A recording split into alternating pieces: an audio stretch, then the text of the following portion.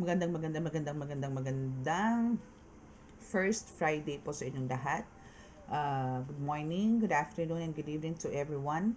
It's me again, Angel Whisper 11, ang inyong pong lingkod na magbibigay po ng mensahe sa inyo mula po kay God, sa Ascended Master Spirit, Spirit Guides, Divines, Holy Spirits, Universe, Ancestors, Angels, Archangels, and sa Elementals. Okay, so now is papasok ulit tayo sa vision. Pero kasi yung vision ko po is actually almost the same, but now is wala lang siyang mga shadows or dark shadows sa itaas. As in wala dito, no? As in talagang ito is again, alam niyo po yung pinapakita sa akin is parang puro flood. As in yung house is as in bubong na lang, no?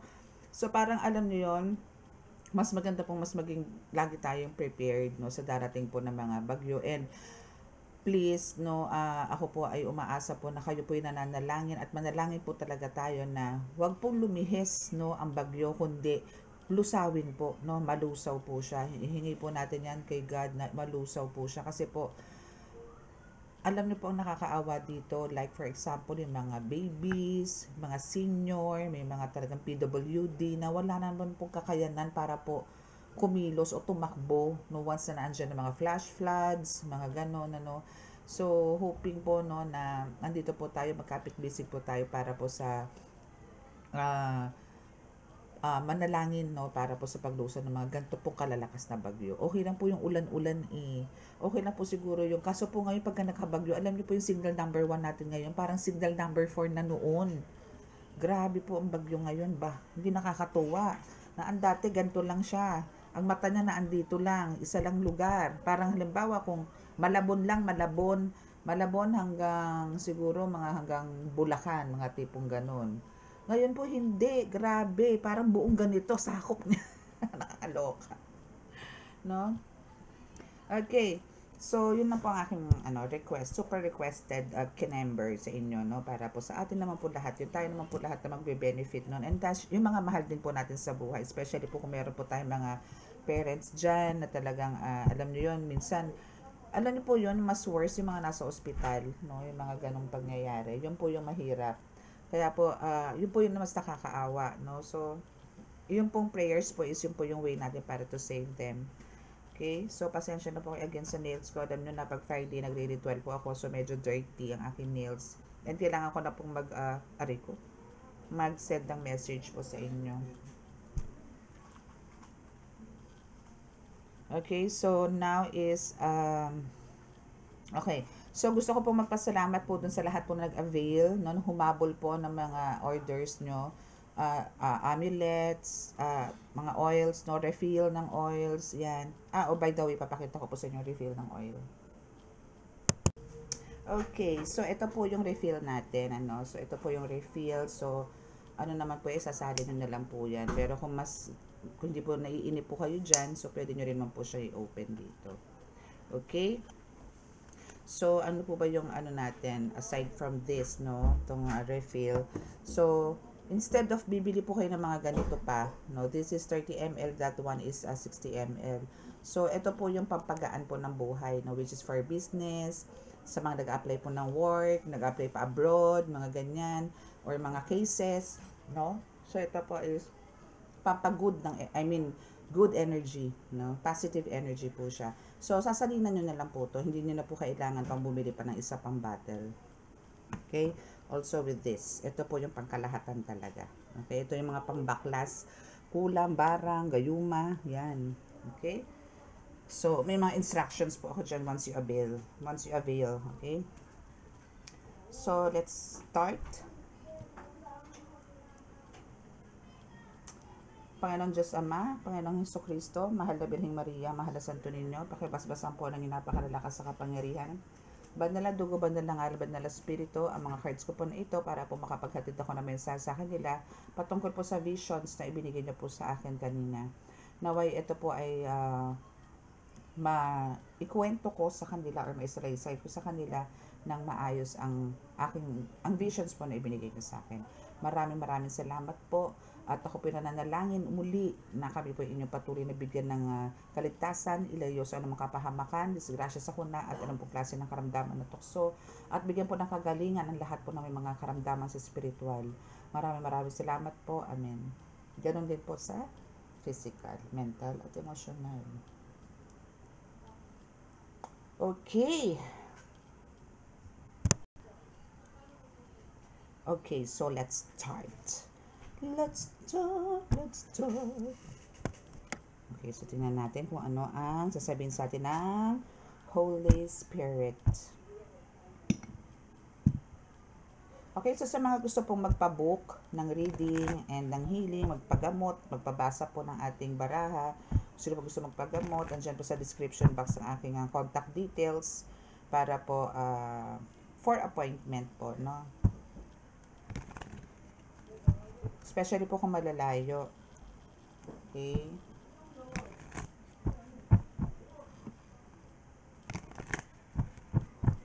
Okay, so let's start.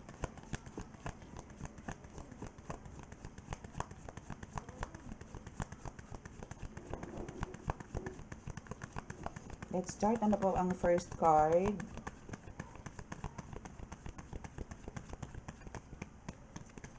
Wala. Okay, again.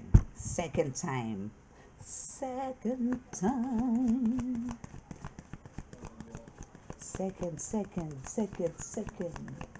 so let's see kung anong message.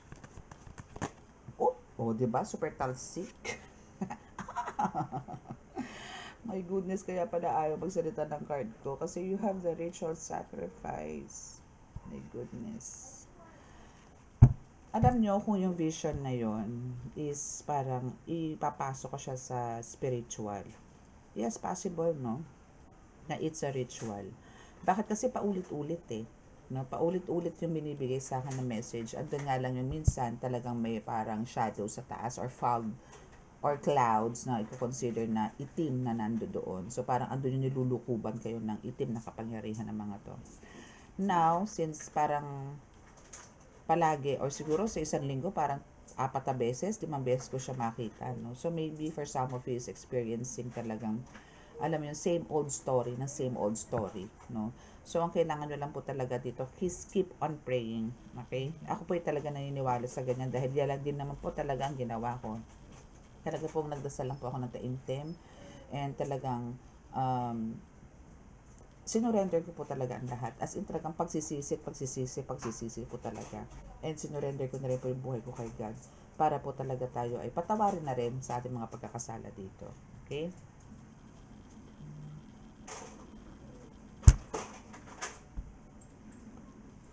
Okay, so what else?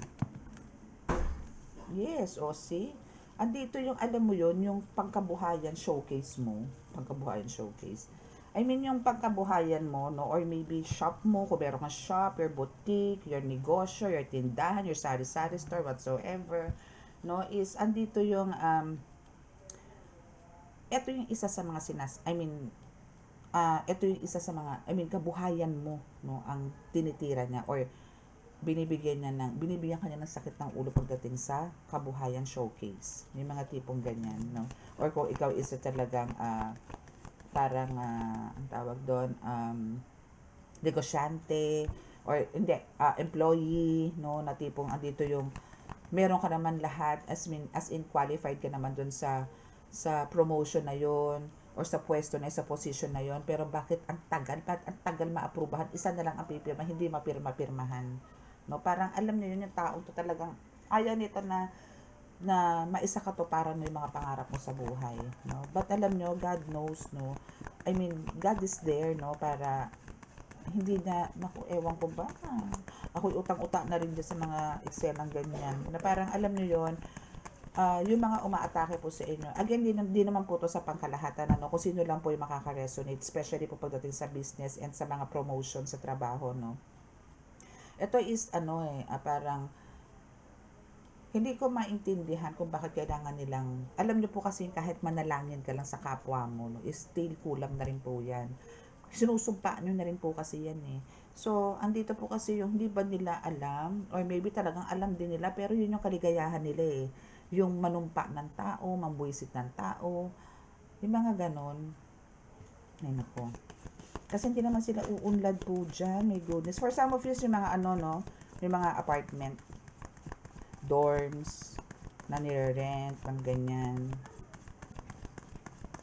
Or maybe nagtitinda yung iba sa daan. Like, I mean, ano, alam niyo yung mga tiyanggi-tiyanggi, mga ganyan.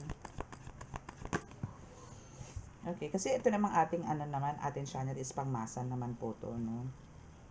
Okay, so ayun. So, andito na ngayon yung water disaster, or maybe andito yung, alam niyo yun, parang, lunod na kayo. I mean, siguro for some of you, andito yung talaga nagkautang-utang na parang, hindi nyo na pumalaman kung saan kayo kukuha ng pambayad.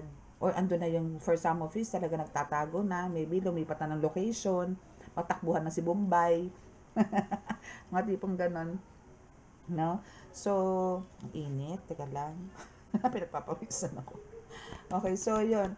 So, may mga ganon. Iba sa inyo, no? So, andito na yung talagang, hindi nyo na malaman kung paano kayo mag-uumpisa ulit kasi alam nyo yung puhunan nyo, yung kapital ninyo, wala na, naubos na. Kumbaga, wala na kayo may papaikot kasi yung pinaikot nyo siguro last time, no? Malamang yung mga pinaikot nyo po nitong huli is galing na po sa utang eh. And naubos din. No? Sa kasi nga, meron kayo ritual sacrifice. No? Hindi ko kasi makita yung isang ano ko eh. I-highlights ko sana siya. Again, this is ano ha, ito yung mga nakaraan pa to. Itong card na to is about your past. Or maybe, for some of you, nakakonect pa rin po to sa ngayon na hindi pa rin po nakaka-move on. Or, alam nyo yun, hindi pa rin po kayo nababaklas tong ritual na to. Kasi po talaga ang ritual, matagal po mabaklas yan. Pag hindi po kayo sumunod sa mga healers ninyo, wala po, mananalaytay na lang po sa dugo nyo yan. Hanggang sa mapapasa-pasa na lang po yan, generation to generation. And we have the victim. Yes, absolutely, you're a victim. No doubt. No, talagang ikaw is biktima dito. Biktima ng pang-aapi, biktima lahat, as in. Ay, my goodness. And now, you are direct descendant. You are from a royal blood. You have this royalty blood, royal blood, no? Or bloodline, mga ganyan. Okay, so nakikita ko po dito sa first ano na to, no, aisle na to, no, first row is andito yung parang andito yung okay, so naandito yung isa rin to sa parang ginawan din ng ritual sa inyo. No, yung magkaroon kayo, parang pinupush nitong taong to na hindi lang sa, kasi syempre, kung halimbawa kayo is meron pong partner, or meron po kayong husband, meron kayong boyfriend, or meron kayong ano tawag doon? Kasosyo, no? Meron kasosyo. So now, is andito yung, etong person na to, na gumagawa sa'yo ng ritual na ito, no? Is andito rin yung isa rin niya, dinadami niya, relasyon mo, business partnership, mga ganyan na parang magkaroon kayo ng problema. As in, hiwalay. Pwedeng ganun. No? So, kung sino na lang po ang nakaka-resonate dyan, comment down below. Yes, talagang tinatrabaho niya yan. No? As in, no? Talagang tinatrabaho niya yung ginagawa niya sa yung ritual. As in, ano siya rito, focus siya dito. Kasi ayaw niyang pasapaw, ayaw niyang padaig sa'yo. No? And now, for some of you, maybe, isa dito yung sumasakit ang paa, sumasakit ang tuhod, balakang, mga tipong gano'n na halos di ka makakilos or hindi ka makalakad. Why? Kasi meron pong tanikala or chain sa paa ninyo. No? So, yan yung mga na-experience. Maybe yung iba sa inyo, minamanas na ang paa. No? So, that's one of the rituals. Talagang para kayo ditong ano ba yun? Di ba yung mga nilalagay sa Bartolina? Pag nilagay sa Bartolina, grabe eh. Nakaposas na, meron pa sa paa, meron pa, bakal na malaking bola.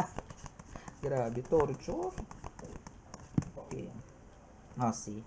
Okay, so this is a confirmation. Kasi devil card na po to. So, there's a dark magic talaga. No? Kung ano man yung kung saan man kayo nalulunod ngayon, kung saan man kayo lumulubog ngayon, ah, kabuhayan ba yan? Or parang andito yung nagkakaroon kayo ng pagtatalo, every now and then ganun na nangyayari, parang mag-o-okay kayo ng ilang araw, mamaya ito na naman, salpukan na naman kayo. Well, ito po ang dahilan. My goodness, gising, gising, gising, gising, gising. Okay, so kailangan nyo po yung naku, gamutin nyo na po i-yarn. Okay, so what else? Or maybe for some of you, na to, no, nagamot na. Kasi ito nga yung hindi ka na parang, mo tong devil card na to is parang ito yung nagdadala sa'yo sa maling landas. Yung gano'n, na hindi naman yun ang plano sa'yo ni God. Pero alam nyo, ang malupit dito, no, dahil merong plano sa'yo si God, na sinasabotahin nito ni Taning, ay nako, yari talaga to ng bonggang-bongga. Nako, nasabi ko sa inyo, durog China to, para to nilagay sa grinder. Okay, so what else? For the last two cards, for this row lang. For this row is we have this. No, we have the destroyer or the distraction. So, yun lang naman talaga. So, since ikaw nga is talagang victim dito, and alam mo yung biktima ka na nga, no? And talagang plano, talagang, alam mo, gawin kang loko-loko, gawin kang praning, gawin kang, mo yung tipong, lagi mo nilang pinangungunahan yung mga mangyayari, na wala pa nga, andyan na, kung mag-isip ka, sobra-sobra, yung mga ganon. Paranoid na tingin sa'yo ng mga tao sa paligid mo. Parang iniisip nila, naku, wala nang gamot to, dapat dito dahil nasa mental. Mga ganon na ang tingin sa'yo ng mga nasa paligid mo. Okay?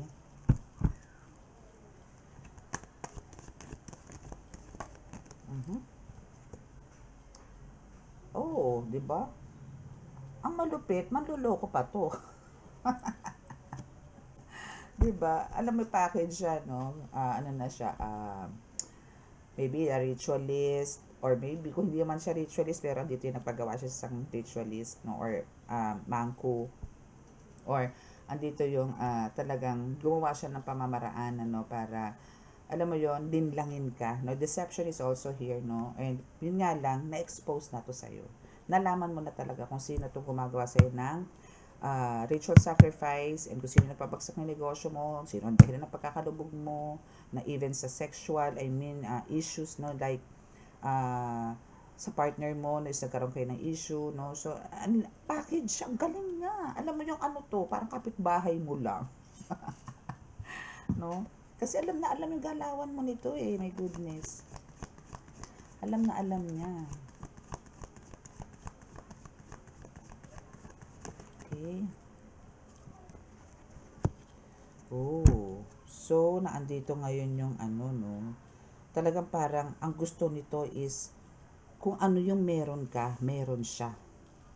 Kung ano yung pag-angat mo, gusto niya siya din aangat. Yun nga sinasabi ko, ayaw niyang padaig sa'yo. Ayaw niyang padaig, ayaw niyang mapag-iwanan.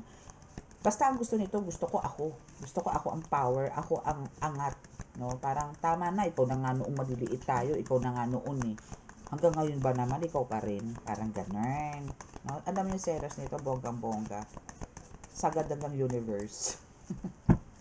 No? So, let go, let God nyo po yung ganyan. And pag-pray nyo po na magkaroon siya ng kaliwanagan sa pag-iisip na kahit na almost, no, na syutayin ka na nito. Kasi po yung mga ganito, nakakaawa din po kasi dinadapuan po to ng depression na with the mixture of tomato sauce ng envy ng ganyan, and full of insecurity sa katawan ng mga ganitong tao. Okay, and we have the extraterrestrial. See, this is a healer, my goodness. Yes, ito yung ito yung kung sino yung, okay, kung sa kung iba sa inyo hindi pa po kilala to, no? Pero ito po yung last nyo lang na nagkaroon kayo ng close encounter talaga. As in, nagkaroon po kayo ng sagutan na iniisip mo imposible siya ang gumawa. Pero ito, right now, ako po magko-confirm sa inyo kung sino po yung kahuli nyong kasagutan, no? Is siya po ang gumagawa nito. And andito po yung either kumuha siya ng healer or ito pong nakatapat ninyo is a healer or herbalist na gumagawa nitong dark magic na to na naging dahilan ng paglubog ng buhay ninyo. Na magkanda utang-utang kayo, baka pati sa bangko may utang na rin kayo. My goodness. Okay, so what else?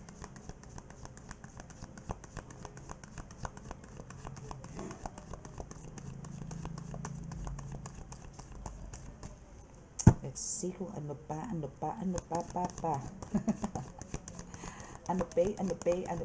pay. As 2 cards. Okay, so halos halos parang align lang sila, no. So parang alam mo to, ito is may pagka alam mo yon, parang minsan ito is para sa iba naman na parang hindi na pagbigyan sa hilig, no. I mean sa hilig in a way na sexual, no, is andito yung parang na-attract sa'yo to, pero andito yung hindi mo siya, in-ignore mo siya, hindi mo siya pinansin. Andito yung talagang super obsessed siya sa'yo, pero hindi mo siya pinansin. Na talagang, alam mo yun, nagde-daydreaming nga siya ng dahil sa'yo eh. Halos, hindi ka nawala sa isip niya, pero andito yung andamot mo, parang andito sinasabi niya, andamot mo, konting panahon lang, konting oras lang na bakausap kita, ayaw mo kong pagbigyan. So, yung mga ganun. So, dito pumapasok yung obsession na hanggang sa ginawan ka na niya ng dark magic. So, this is, halo-halo. Halo-halo. My goodness. Halo-halo. Chowking. Ganun.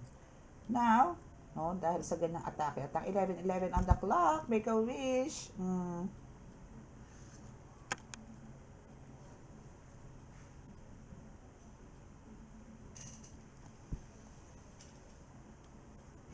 Okay. Nakapag-wish na po ako.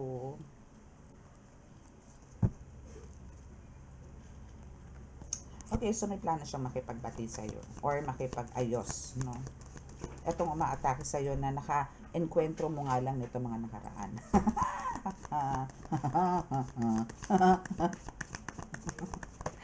Ganun. O, diba? Tapos makikipagbati siya, pero sige palipad hangin niya. Diba? O, diba? You see? Obsessed siya. Tama ako, diba? Ganun lang yun. Spaghetti yun. Diba?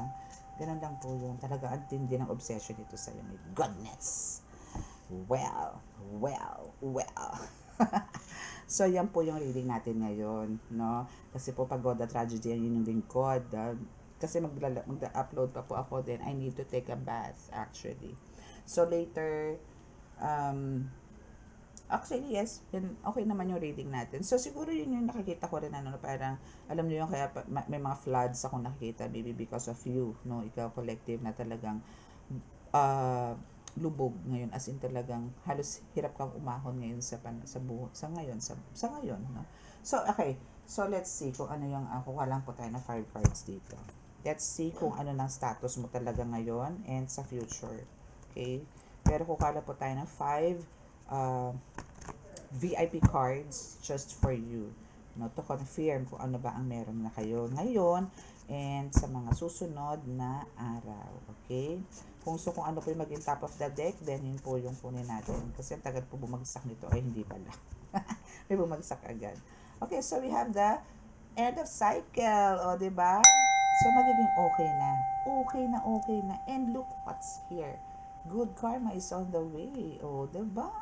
God is so good. Alam niyo yun, talagang lahat po is, nakaplano po yan, no? So, kung meron man kayong, ritual sacrifice na meaning, and that's about financial matter, no? Talagang pinagtirikan ka or whatsoever niya na para lang magkanda utang-utang ka, benta mo limang ganito mo, maubusan ka ng alahas, maubusan ka ng bahay or property or what, no?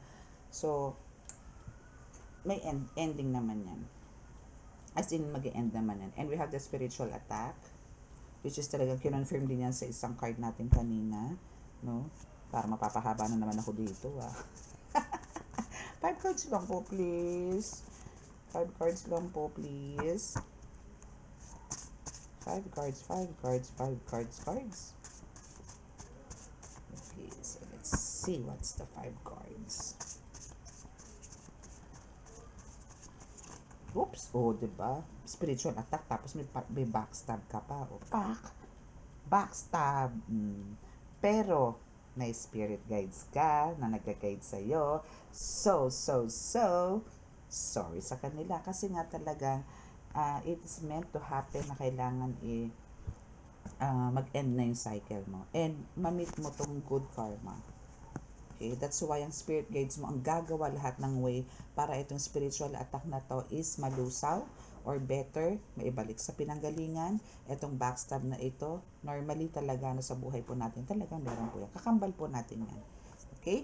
So, wag po kayo mag-alala kasi nandyan nga po sila, mga spirit guides niyo. So, ano lang, kalma-kalma lang. Kalma, baby, kalma. Ganun.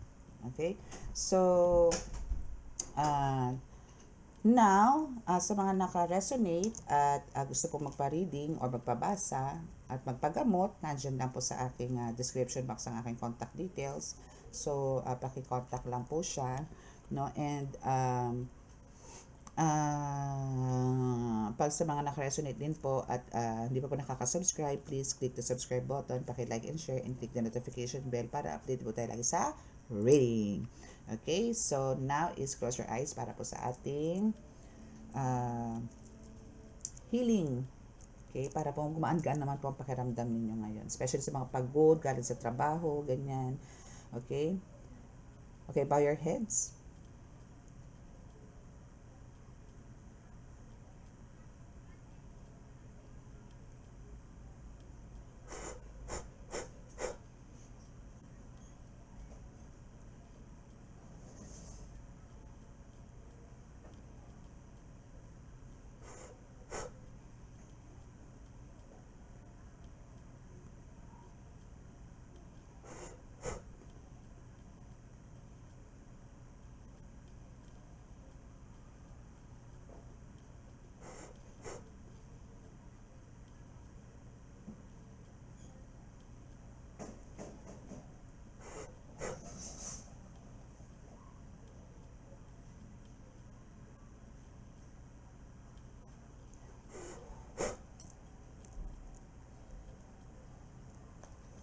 Okay, so that's our reading for today.